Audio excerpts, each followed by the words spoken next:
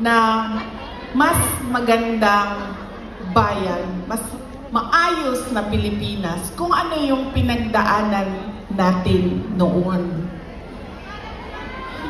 Kasi, ang plataforma namin nung tumakbo kami, unity at continuity.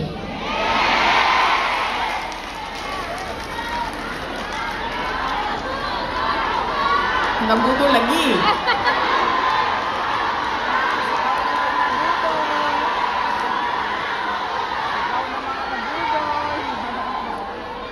Mga naong sa nabudol. Kasi ako, sumusunod ako sa tatay ko.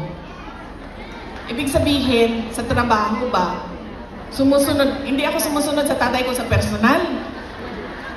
Kaya nga ako nagtatago, di ba? Sumusunod ako sa trabaho. Nag-mayor siya. Nag-vice mayor siya. Vice mayor ako. So, ang ginagawa ko, there has to be something, added value ba? Value added sa iyo. Diba?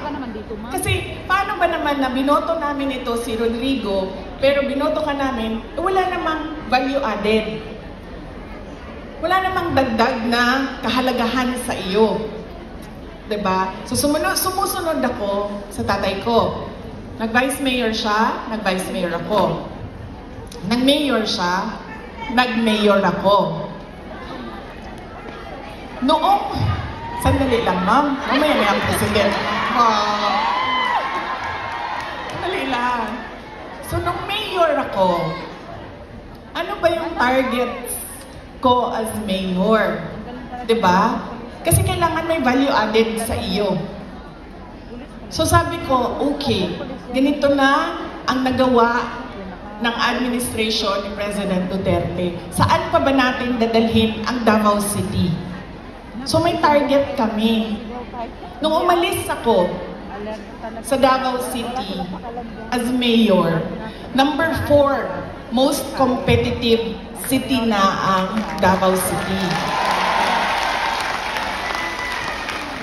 Number 8 na kami sa mga pinakamayaman na syudad sa buong bansa.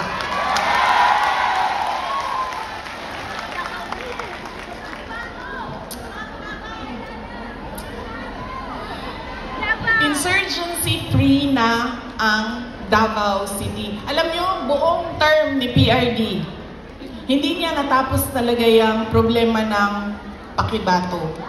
So, nung taga-Pakibato mo, ma'am? Mabiyag yan na ingon ni PRD. Siya mag-NPA lang ka sa Pakibato, ikaw kalaban sa mga sundalo. Ayaw, ganda din na sa UP. Okay. Ito pa, hindi niya natapos. And sa akin, meron kasi insidente doon na ako ang mayor, namatay yung opisyal. Na napagalitan ako ng nanay. Tiga Visayas yung pamilya.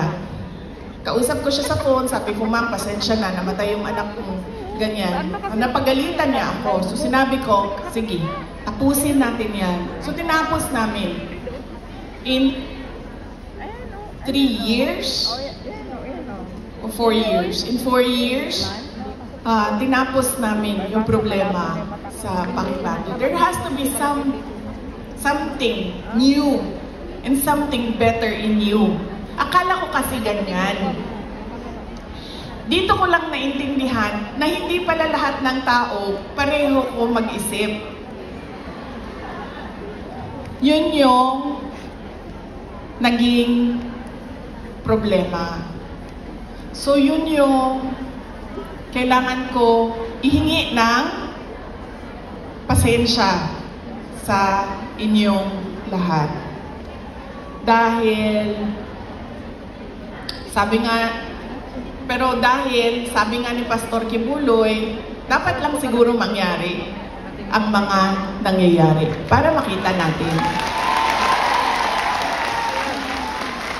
Kawawa lang siguro ang mga tao, ang bayan, pero if we talk about the divine, maybe there is a reason for what is happening. So yun yun. Ngayon, pipili na naman tayo ng mga opisyal ngayong Mayo. Ano ba ang problema natin, mga botante?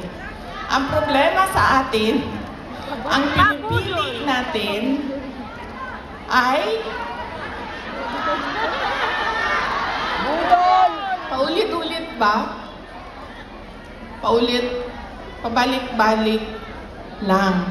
Mahilig tayo sa sikat.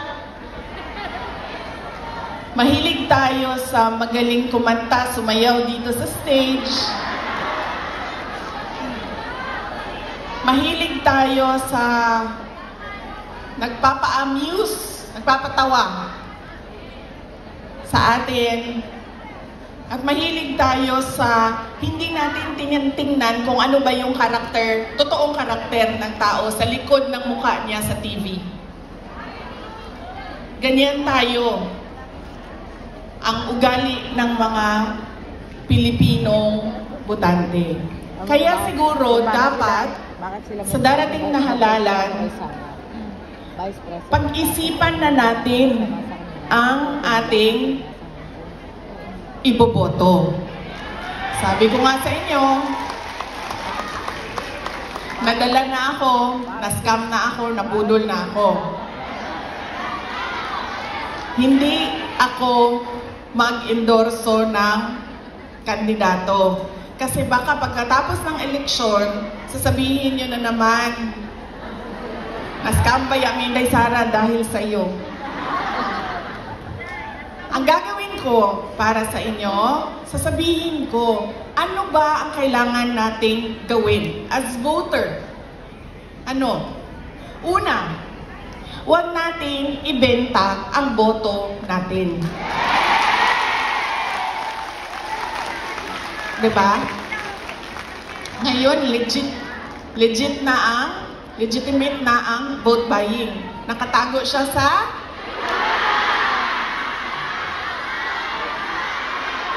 yan na ma'am, nandito na tayo sa topic na gusto mo ma'am, ayuda.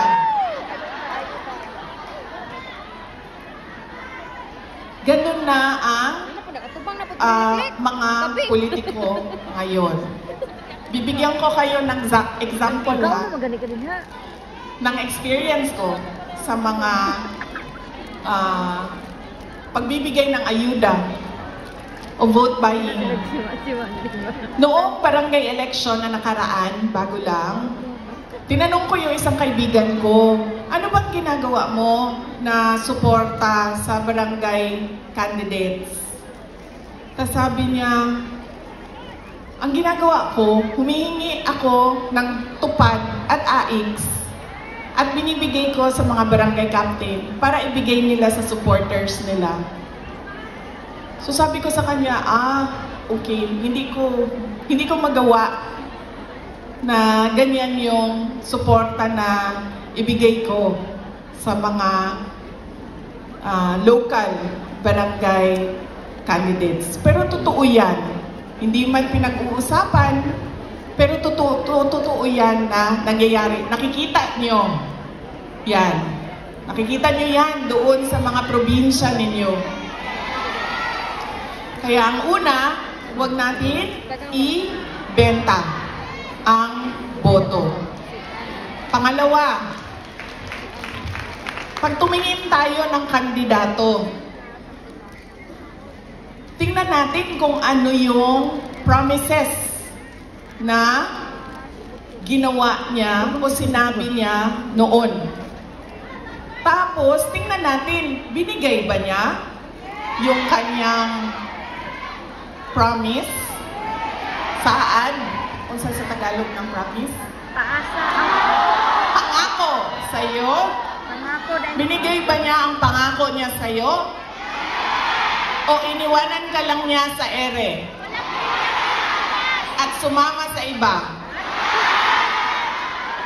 Iba naman yan.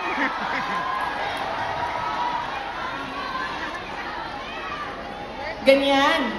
Ang pangalawa, na kailangan nating isipin. Itong kandidato na ito, paulit-ulit ko na to binoto Ano ba sinabi nito noon? Ano bang nagawa niya? Ano bang rason niya? Bakit hindi niya nagawa? At ano yung mga totoong nakikita ko na nagawa na? Yan yung pangalawa. Pangatlo, ito talaga. Wala sa buong mundo ang makakakontra sa akin kahit isa nito.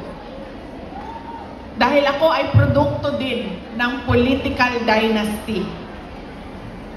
Galing ako sa pamilya ng mga politiko. Ang lolo ko, governor ng Undivided Davao. Cabinet member ni Marcos Sr. Ang tatay ko, vice mayor, mayor, president. Mga kapatid ko, mga politiko din. Hindi dahil Duterte ang apelido ay iboboto na ninyo. Kailangan pag-isipan din natin. Duterte ito, pero ano ang maitutulong niya sa bayan? Ano ang magagawa niya para sa bayan?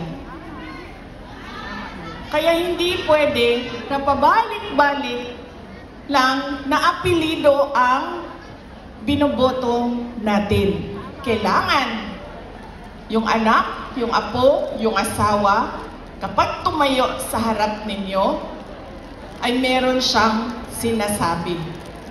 Hindi yung tatayo siya at dahil Duterte siya, kakanta na lang siya para sa inyong lahat. Pangako sa'yo. Diba? Hindi pwede.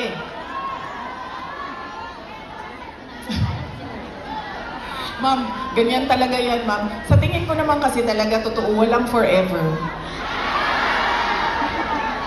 Kaya darating talaga ang punto na iwanan ka talaga. Si Ma'am Gemma ay shh daw. Shh.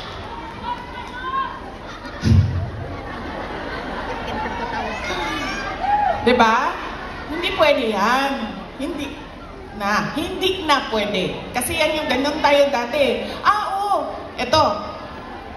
Tinanong ko isang beses dito sa Manila, sa NCR. Tanong ko, Ma'am, sino kandidato niyo sa mayor? Sabi niya, si ano, ganito ang apelido. Sabi ko, di ba sila din yung mayor dati? Sabi niya, oo, yung uncle niya.